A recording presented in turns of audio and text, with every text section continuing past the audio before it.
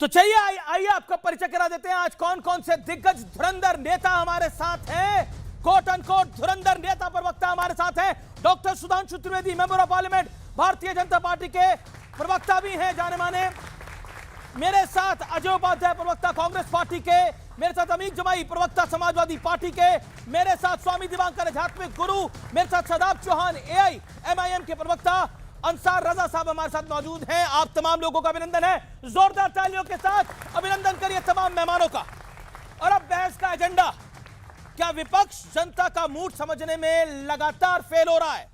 दूसरा, vote bank के चक्कर में विपक्ष एक बड़े तबके से दूर हो रहा है। तीसरा बड़ा मुद्दा, कांग्रेस जो मुद्दे उठा रही है उससे समूचे विपक्ष को नुकसान हो रहा है।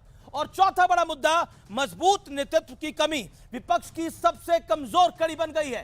चलिए तो इस चर्चा की हम शुरुआत करते हैं और मैं सीधा रुख करता हूं डॉक्टर सुधांशु त्रिवेदी का। सुधांशु जी, तीन चीजें बड़ी महत्वपूर्ण हैं इस सेशन के अंदर। वो है कि किस तरह से वंदे मातरम को लेकर चर्चा हुई, किस तरह से SIR को लेकर चर्चा हुई और वोट चुनाव सुधारों को लेकर चर्चा हुई, और तीसरी और सबसे महत्वपूर्ण चीज है विपक्ष का वॉकआउट आखिर में। क्या आपको लगता है सियासी खेल विपक्ष इसलिए फेल हो रहा है क्योंकि वो कई मुद्दे इसलिए नहीं उठा पाता क्योंकि आप उनको घेरते हैं बार बार? देखिए, विपक्ष की जो परफॉर्मेंस और कांग्रेस पार्टी की बहुत आउटस्टैंडिंग है, because they are always found standing outside जब मुद्दे की बात होती है। आपने देखा होगा जब वो मणिपुर के मुद्दे के ऊपर अविश्वास प्रस्ताव लाए थे, जब प्रधानमंत्री जी जवाब देना शुरू किए, छोड़ के चले गए। आज खुद ही कहते हैं कि इलेक्टोरल रिफॉर्म्स पे चर्चा हो रही थी SIR को लेकर, जब गृह मंत्री जी ने जवाब देना शुरू किया और जैसे ही अनकंफर्टेबल सिचुएशन आनी शुरू हुई वो छोड़ के चले गए। जब जब जिस मुद्दे की बात आती है तो सदन के बाहर गतिविधि ज्यादा नजर आती है, यानी आउटसाइड ज्यादा स्टैंड करते हुए दिखाई पड़ते हैं, इनसाइड नहीं दिखाई पड़ते। उस कारण से समस्या आती है और बहुत सारे लोगों ने नहीं ध्यान दिया हो तो मैं बताना चाहता हूं, जिस पॉइंट को बोला था गृह मंत्री अमित शाह जी ने, जिसके बाद थोड़ा नोकझोंक हुई और वो बाहर जाने लगे। कहते हैं ना 45 दिन के अंदर CCTV क्यों हटा दिए जाते हैं। उन्होंने कहा 1991 में रिप्रेजेंटेशन ऑफ पीपुल एक्ट में जो संशोधन किया गया था नरसिम्हा राव के समय में, उसमें कहा गया था किसी भी प्रकार की चुनाव याचिका के लिए अधिकतम समय 45 दिन है। तो किसी भी प्रकार के एविडेंस के लिए अधिकतम समय 45 दिन है, तो मानी हुई बात है।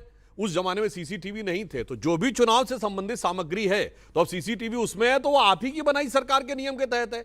अच्छा चलिए, दूसरी बात, बिहार का चुनाव हुआ है, 45 दिन तो अभी बाकी है ना, क्यों नहीं कर रहे हो भाई? क्यों नहीं मांग रहे हो CCTV? अभी तुम कह रहे हो ना 45 दिन क्यों है, 45 दिन के बाद, अभी तो 45 दिन के अंदर है भाई, अभी क्यों नहीं मांग रहे हो? इससे साफ दिखाई पड़ता है कि कोई सूरत बदलना मेरा मकसद नहीं है। मेरा मकसद है हर कदम पे हंगामा होना चाहिए। और मैं एक लाइन में कह दूं, अमित शाह जी और प्रधानमंत्री श्री नरेंद्र मोदी जी जमीन से जुड़े हुए नेता है और राहुल गांधी जी जमीन से उड़े हुए नेता है। वो हर पार्लियामेंट सेशन के बाद उड़ के विदेश पहुंचते हैं और अभी भी सत्र चल रहा है। वो जर्मनी में क्या करने गए हैं? राजनीतिक दृष्टि से कुछ बात करने के, कांग्रेस पार्टी को सांगठनिक दृष्टि से मजबूत करने के लिए गए हैं। अब ये बात समझ में नहीं आती, कांग्रेस पार्टी से जुड़ी मैटर्स में कांग्रेस अध्यक्ष क्यों नहीं जाता? कांग्रेस का जनरल सेक्रेटरी ऑर्गेनाइजेशन क्यों नहीं जाता? आज की डेट में राहुल गांधी जी के पास कांग्रेस संगठन का कोई पद नहीं। कांग्रेस में छोड़ेंगे ना, कांग्रेस अपने संगठन को किसके थ्रू मजबूत करना? मगर मैं अंत में एक बात और कह दूं, आपको लगता है राहुल कमजोर खड़ी होने लगता है, राहुल ही मजबूत? मैं अंत में एक बात और कह दूं, 10 सेकंड देना। जिस प्रकार से ये अपने पैर पे खुद कुल्हाड़ी मारते, वंदे मातरम कांग्रेस अधिवेशन में 1896 में गाया गया था। आज 150वीं जयंती पे कांग्रेस को लीड ले लेनी चाहिए थी। उल्टा प्रियंका गांधी जी खड़े होकर कहती हैं कि बंगाल के चुनाव के लिए किया जा रहा है। वंदे मातरम जैसा इतना विराट जो राष्ट्रगीत, और उसको आप चुनाव से जोड़ने का प्रयास कर रहे हैं। इन कारणों से कांग्रेस जो है वो चुनाव हारती रहती है। इस कारण से समस्या होती है और उन्हें ये नहीं सोच के रखना चाहिए कि हमें एक बार सत्ता मिली थी और हमें मिलती रहेगी। तो जिसे एक पंक्ति में कह के समाप्त करता हूं, कांग्रेस की स्थिति जानते हैं आज क्या है? नादान तमन्ना रेती में, उम्मीद की कश्ती खेती है। एक हाथ से देती है दुनिया, 100 हाथों से ले लेती है। ओके, मैं अजय उपाध्याय जी का रुख करता हूं। अजय उपाध्याय जी, देश में आपकी पार्टी मजबूत नहीं हो रही, जर्मनी में आप करने के लिए जा रहे हैं, कैसे हो पाएगा ऐसे? देखिए, पहली बात, हमारे साथी प्रवक्ता ने बहुत सारी आरोप प्रत्यारोप लगाए हैं। वाकई औरों के ख्यालात की लेते हैं तलाशी और अपने गिरवा में इनको झांका नहीं जाता। सच्चाई ये है कि मणिपुर पर जब चर्चा हो रही थी तो मात्र प्रधानमंत्री जी ने मणिपुर शब्द 8 सेकंड में बोला और 180 मिनट उन्होंने पार्लियामेंट में अनाप शनाप बोला। अब क्यों होना चाहिए, सबको पता है, वो पूरा रिकॉर्डेड है, डिबेट है लोकसभा में। उस दिन जो हम लोगों ने बाइकाट किया है माननीय चर्चा अमित शाह जी का, एक बात उसमें बड़ा अच्छा तथ्य उन्होंने दिया कि भाई चुनाव आयोग का वो क्या है, बहनोई हो गए हैं। शब्द जो उन्होंने यूज किया मैं यूज नहीं करना चाहता आपके चैनल के माध्यम से, इसलिए बड़ा सम्मानजनक शब्द मैंने यूज किया है। तो ये पोल खुल गई और उसकी प्रशंसा उस भाषण की प्रधानमंत्री जी ने की। अब बात इन्होंने की है कि कैसे 51 का जो अभी जो है ये उदाहरण दे रहे हैं।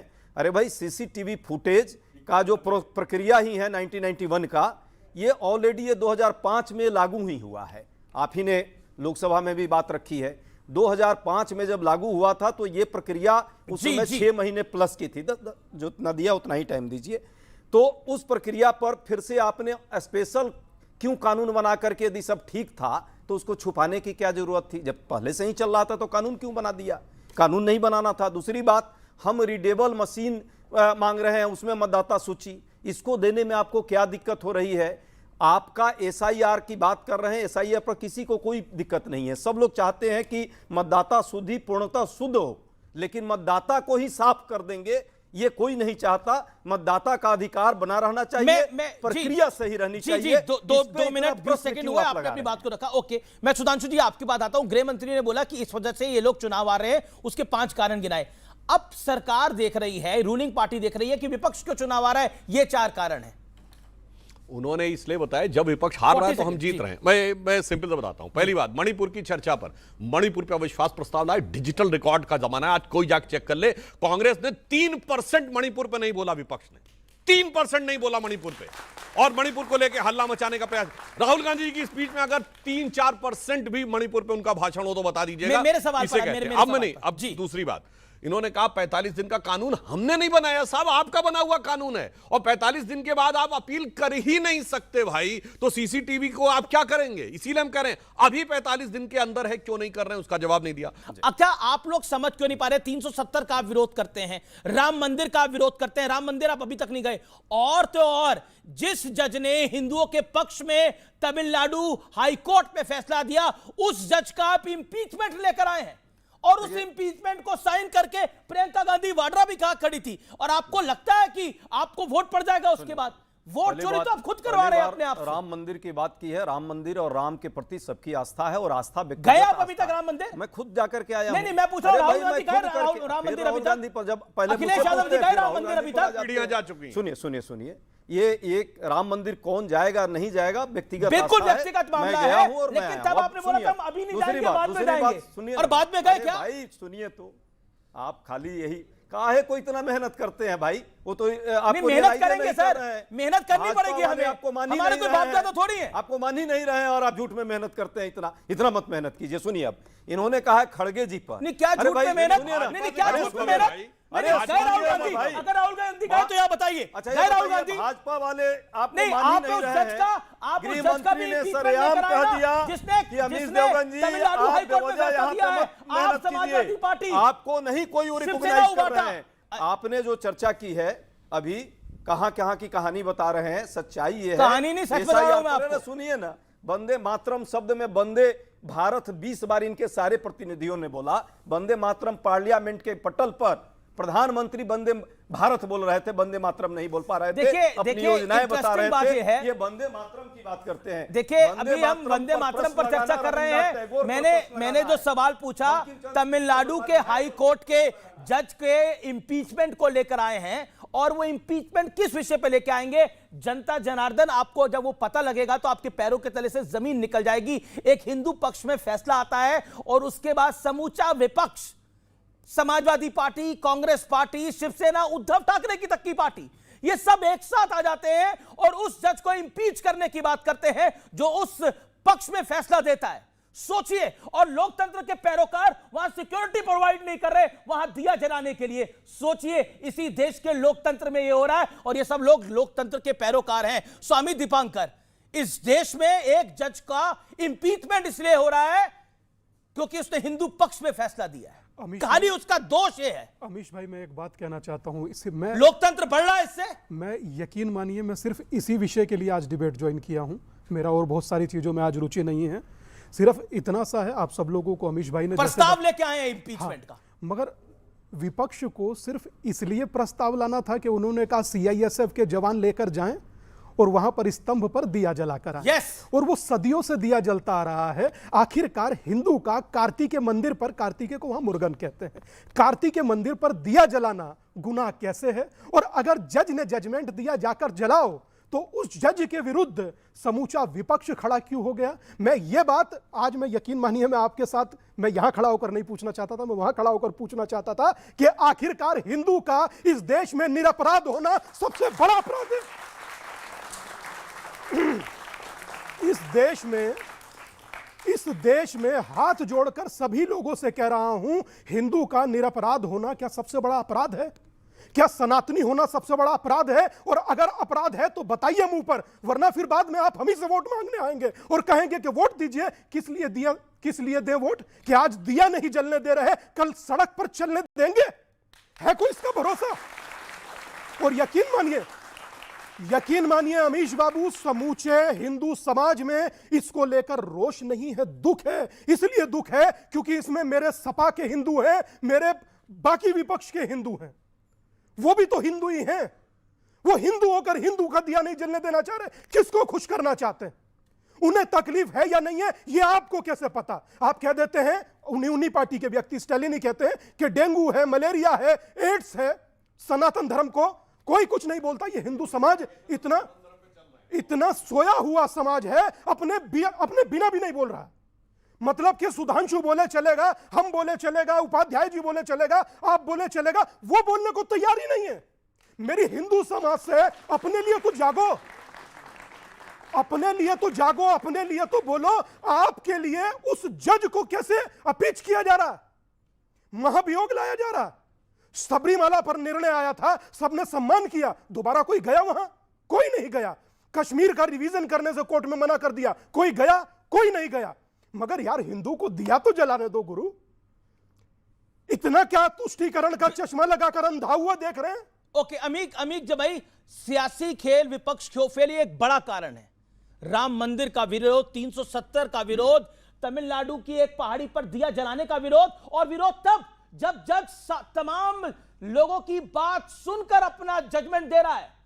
और लोकतंत्र के ठेकेदार, आप कहते हैं ना कि हम आएंगे डेमोक्रेसी बचाएंगे, तो कल को जज फैसला देगा और वो हिंदुओं के पक्ष में होगा, उस जज के लिए इंपीचमेंट का प्रस्ताव लाएंगे, ऐसे करके लोकतंत्र बचाएंगे। अमीश भाई जवाब दीजिए, जवाब दीजिए। अमीश भाई, मैं आज आपके दुख के साथ हूं। हिंदू राष्ट्र, हिंदू देश, मेरा दुख यह है कि लोकतंत्र की बात करके लोकतंत्र में नहीं सुनी जा रही है। हिंदू देश, हिंदू राष्ट्र, हिंदू प्रधानमंत्री, हिंदू उत्तर प्रदेश का मुख्यमंत्री, हिंदू की सरकारों में हिंदू इतना प्रताड़ित, दुख का विषय तो है। 2024 में, ये तमिलनाडु की घटना, 2024 में पूरे देश में, उत्तर प्रदेश में जो फैसला हुआ, अयोध्या जी से जो उन्माद, दंगे फसाद, शिलान्यास के जमाने से पूरा देश को जला के सुधांशु भाई की पार्टी जो दिल्ली तक पहुंची थी, श्री रामचंद्र जी का जो फैसला था 2024 में, अयोध्या हार गए, उत्तर प्रदेश हार गए। समाजवादी पार्टी को श्री रामचंद्र जी का जो आशीर्वाद था, भाजपा को नहीं मिला। और आज तक जब भी उस मंदिर में कोई भव्य कार्यक्रम होता है, कहते हैं अखिलेश जी नहीं गए, आडवाणी जी कब जाएंगे, जोशी जी कब जाएंगे, विनय कटियार तो रो रहे हैं कि हमारा इनकाउंटर ना हो जाए, ये तो जूनियर हैं, हमारे भाई हमारा सम्मान करते हैं। सीधी सी बात है कि उत्तर प्रदेश में 17 से 25 की सरकार में जितने ब्राह्मण कूटे गए हैं, जितने ब्राह्मणों का फेक इनकाउंटर हुआ है, मुसलमानों का नहीं हुआ है, दलितों का नहीं हुआ है। एक दलित को घुड़चोरी चढ़नी हो, पीएसी लगानी पड़ती है। अमीश दुर्गन भाई, कैसा हिंदू राष्ट्र में हिंदुओं के साथ यह अन्याय है?